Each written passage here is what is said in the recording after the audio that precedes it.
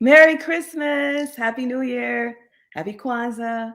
And yes, we just had a beautiful winter solstice celebration. So I'm so happy to be here and bring some holiday cheer with my maracas.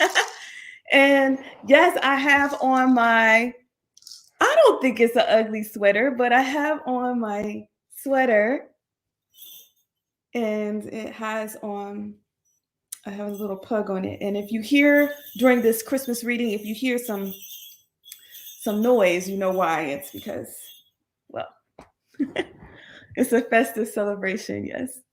So it's been a while. I missed you. It's been a while since I've been on live, and I'm practicing wellness, trying to spread some holiday cheer today. No matter if you're with your family or not, um, just know that you are loved, and just know that you are appreciated for being who you are. And if you love my poems that I'm going to share with you, I'm going to share about maybe 3 poems with you. And for those who have never experienced a Venus Jones poetry reading, just know that yes, I am considered a professional poet, educator, and I also am a teaching artist. So what I teach is healing words. I'm in the healing words and artist activism business, and I'm doing my best to represent all that is love and light. I'm the host of Soulful Journey, where we like to highlight everything and everyone that's good for the soul. We're on hiatus a little bit, but I thought I'd still come in and spread some holiday cheer today, and hopefully lift someone's spirit. So thank you for chiming in. I wanted to say hello. I see some people in here. Make sure you hi Kim. I see Kim. Hey Kim. Long time no hear from, no see, but I'm glad you were here with me today. Other people, if I don't say your name, it's because I can't see your name. So make sure you know that I'm broadcasting in a few different places right now. But I'm just happy that you're here with me. So we're going to celebrate Christmas because a lot of people see me as a Kwanzaa queen, but I got Christmas poems too. Okay, so I got some Christmas poems. So here we go. Happy holidays. Let's get it cranking. Let's get it started. I'm here on my little red couch. You remember this red couch? So I'm on my red couch, and I thought it was perfect to be on the red couch today because of Christmas. So let's go. Let's go. What do I got for you? I have this first poem. And this first poem is I'm gonna read to you The Greatest Gift. Um, and I'm gonna read to you May Christmas Day, Winter Wind, and maybe Oh Holy Night. And then I'm gonna also read Memories of Christmas Past. So that's what I have in store for you. And maybe I'll throw in a Kwanzaa poem too. Before I forget, for those of you who are celebrating Kwanzaa, just know that I have free resources at venusjones.com. And you can go through a 7-day challenge with me. If you don't know, Kwanzaa begins on December 26th, and it lasts for 7 days. And we celebrate all of the principles. And for some of us, it's 365. But I have some poetic affirmations and some reflection for you at venusjones.com. Look under the free resources section. And right now, though, I'm really just trying to help you remember why this holiday is also important to me. I am someone who identifies and does her best to represent all that is holy and divine. But I grew up Christian, and I'm proud to say that. And I do my best to be that one that is non-judgmental and the one that does her best to represent the Christ.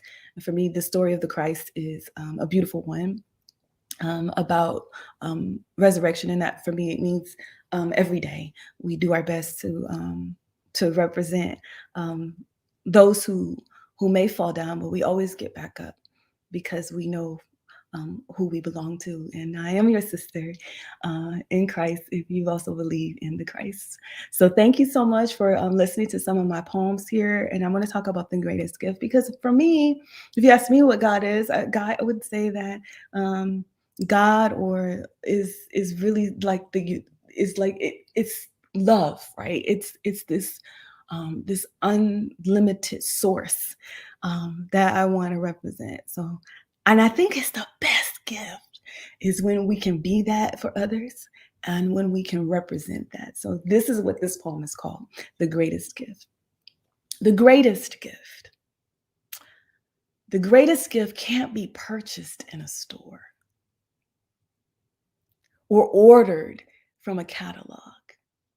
It can't be wrapped in a pretty package with a fancy bow, but it can be seen in a helping hand, heard in the words of kindness, and felt in the embrace of a friend. Here's wishing you the greatest gift of all, everlasting love. Merry Christmas. Okay, my second poem, here we go. May Christmas Stay.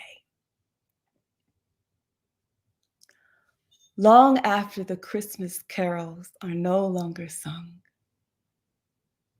to bring warmth to a cold night, when wreaths and mistletoe are no longer hung, will your inner light shine bright?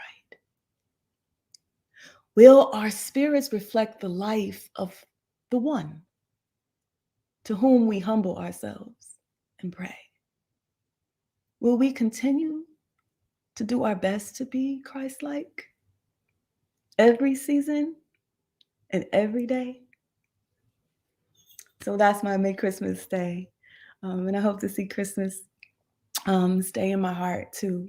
It's I have definitely been in the Christmas spirit, even though we're not going to be with family this holiday season. We're going to have a quiet time at home, like a lot of you who may be choosing that because we're still in this pandemic. It's still here, but we can still represent family and be a light to friends and continue to give with our time and with our service. And sometimes gifts are great too. We all have different love languages, right? So some people might not like that first poem, but I'm just saying that it's good to have gifts because sometimes gifts do help you remember somebody when you give someone something so that when you are long gone from this realm, they'll have something to remember you by. But I also think that um, one of the greatest gifts is the gift of love. And love, it's not something you can always touch, but you can always remember it. Because like Maya Angelou, one of my favorite poets, once said, people don't always remember what you say, but they do remember how you made them feel.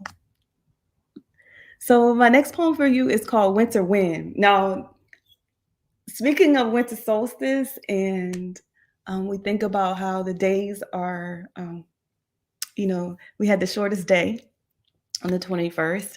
And when you have less light and less, depending on where you are on the axis on the earth, it can feel like, okay, we're coming out of darkness.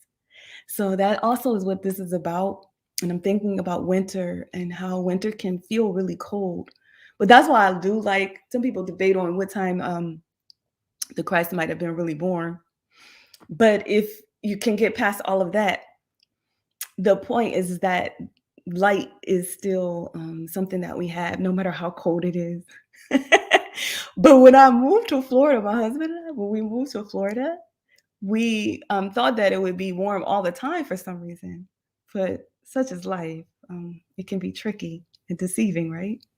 So this is a poem that I might have wrote the first year I moved to Florida, and it's called Winter Wind. The wind pulls me left, then it pulls me right. The snow is so dirty, it's brown, mushy sight. One slip on ice, we play it off with a twirl. Rough winds come to say, suck it up, girly girl. My lips are so dry and they're freshly cracked. I just wish I had a sweater or scarf well packed. My nose is still cold and forever running. This is Florida. I thought I'd be sunning. wearing shorts in this so-called Southern place. And now I'm sneezing, a coughing disgrace. Tears are defrosting from the corners of my eyes. I must admit, this winter caught me by surprise.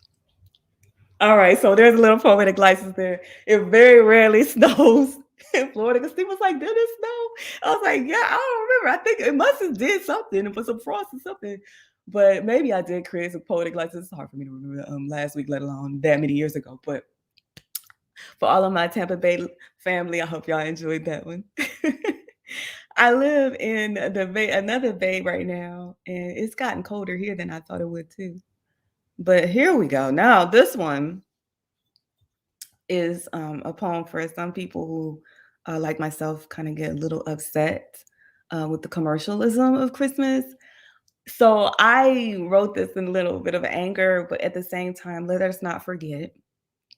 I was watching or listening to Julianne. Julianne, she has this conscious shift podcast, and I was listening to it, and I heard them talk about and remind me that Saint Nicholas it was a saint. So we're gonna still like give him that much credit, but because but this sometimes I just get mad. So this piece is a little more edgier. Okay, so here we go. Oh, holy night, when Santa Claus is coming, this is the night when we see how much we're worth. Here comes Jesus, here comes Jesus. He's riding on Santa's sleigh. He's crammed and jammed on every side. Santa's big butt is in the way. Not very much is sacrilegious, but Jesus is the reason they say. So have no fear, just give with cheer and have a holy day. All right. It's something to think about. I think Holly is good though. And shout out to everybody named Holly if you're watching. And yeah, Holly's good, but holy is also good, right? And sacred. So hopefully you can remember that and find some sacredness in all of the hoopla. Memories of Christmas past. Now, my family, I don't know if I have anybody watching right now, or maybe they'll see it in the replay. But one thing you have to know is my family was really big into Christmas. And I come from really 3 families, but which is why Christmas can be really tough for me. So everybody don't get something all the time. But the family that I grew up in Ohio, we my mom, who passed away a long time ago in 2003, and I just lost my other mom this year. But both were named Roses. But this is a shout out to Rosemary, who really made Christmas very special for me, and my dad, Rudy Ray. So this is called Memories of Christmas Past.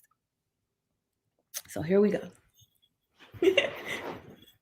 Hopefully you can relate to some of this if you're like me and you grew up kind of up north. On Christmas Eve, I slid down a white-coated hillside on a homemade cardboard sled.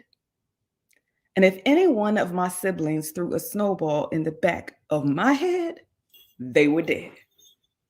I'd pull my slushy-covered galoshes off and leave them by the front door. I'd look forward to Rice Krispie treats and roasting us some more.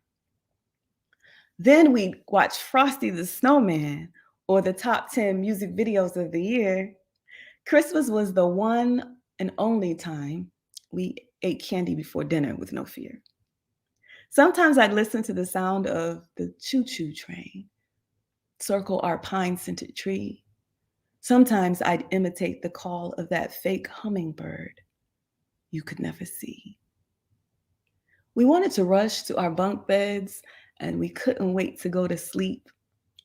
But before that, we had one job: to clean the house to a Christmas need.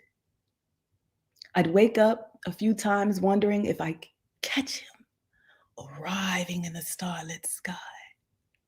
Maybe I'd watch him drinking eggnog if I was the perfect little spy. I'd wake up a few times wondering if the sugar cookies might get overlooked. When they were gone, I thought Santa is the best burglar and cookie crook. At the strike of 12 midnight, we were all up as if we were set on a magical clock. We looked forward to turkey, mac and cheese, biscuits, greens, and some ham hock. My aunt would send dry fruit cake to our home just to be a sarcastic and mean. Sweet potato pie was the dessert of choice, and the crumb crust caused the scene. Now, before dinner, there would be some twist screams and at least one shout. Someone would be upset with their arms folded and the biggest little pout. On Christmas, there's a sense of gratitude and peace, one would like to think. Yet, a whooping is a Christmas tradition whenever an attitude starts to stink. So, on cue, we go to church to deliver our finest Christmas speech. We heard one person who could sing and another who could preach. We congratulate everyone who performed their role like it was a school play. I'd come home to one final gift and I'd open it up slow at the end of the day. I'd open it so slow because the wrapping paper was so beautiful. I didn't want it to tear.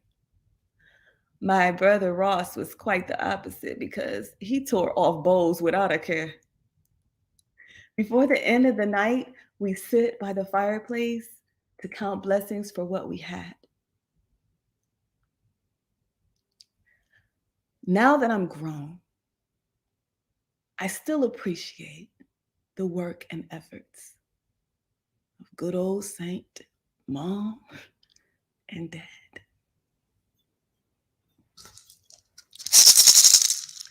Got a little choked up on that last part, but yeah, so this is my final poem for you, my final Christmas poem called Memories of Christmas Past.